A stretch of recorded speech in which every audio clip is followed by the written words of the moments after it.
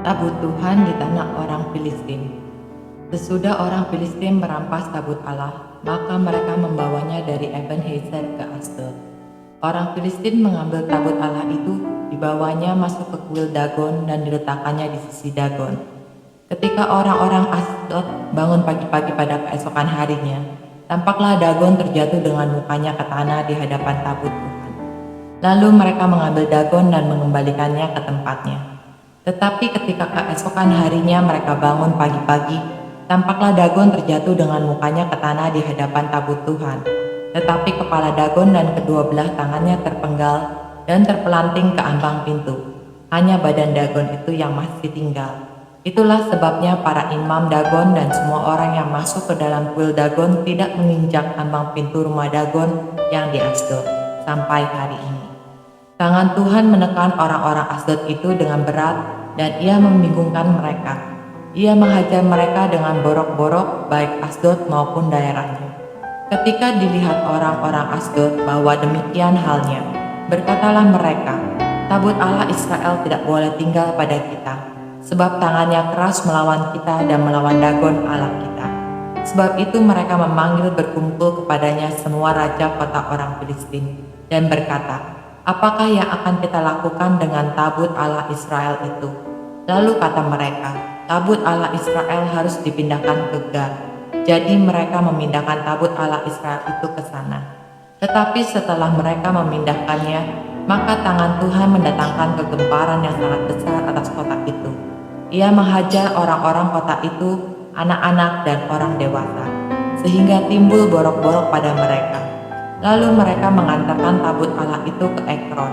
Tetapi sesampai tabut Allah itu di Ekron, berteriaklah orang Ekron itu demikian. Mereka memindahkan tabut Allah Israel itu kepada kita untuk mematikan kita dan bangsa kita. Sebab itu mereka memanggil berkumpul semua raja kota orang Filistin itu dan berkata, antarkanlah tabut Allah Israel itu, biarlah itu kembali ke tempatnya, supaya jangan dimatikannya kita dan bangsa kita. Sebab di seluruh kota itu ada kegemparan maut. Tangan Allah menekan orang-orang di sana dengan sangat berat. Orang-orang yang tidak mati dihajar dengan borok-borok, sehingga teriakan kota itu naik ke langit. 1 Samuel 6. Tabut dikembalikan kepada orang Israel. Setelah 7 bulan lamanya tabut Tuhan itu ada di daerah orang Filistin, maka orang Filistin itu memanggil para imam dan para petenung, lalu berkata kepada mereka, apakah yang harus kami lakukan dengan tabut Tuhan itu? Beritahukanlah kepada kami bagaimana kami harus mengantarkannya kembali ke tempatnya.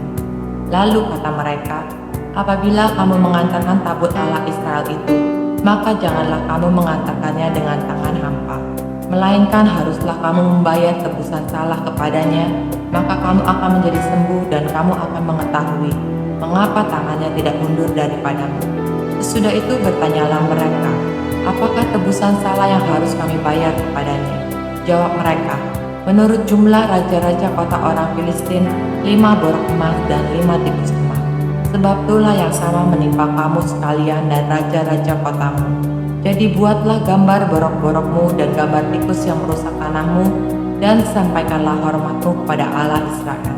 Mungkin ia akan mengangkat daripadamu, daripada Allahmu dan daripada tanahmu, tangannya yang menekan dengan berat. Mengapa kamu berkeras hati sama seperti orang Mesir dan Firaun berkeras hati? Bukankah mereka membiarkan masa itu pergi ketika ia mempermain-mainkan mereka? Oleh sebab itu ambillah dan siapkanlah sebuah kereta baru dengan 2 ekor lembu yang menyusui, yang belum pernah menampung.